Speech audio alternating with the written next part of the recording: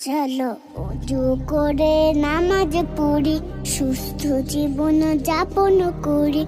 প্রভুর হুকুম মেনে চলে পড়ব নামাজ। সত্য সুন্দর দিয়ে গড়বই সমাজ। সত্য সুন্দর দিয়ে গড়বই সমাজ। নামাজ তোমার দূর করবে সকল অলসতা, পাপ মোচন করে হবে মন্দ কাজে বাধা।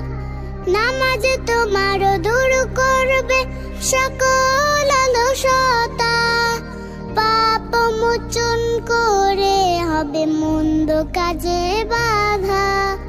নামাজ শেষে বসে বসে তাসবিহ গুলো পড়ো। সুবহানাল্লাহ।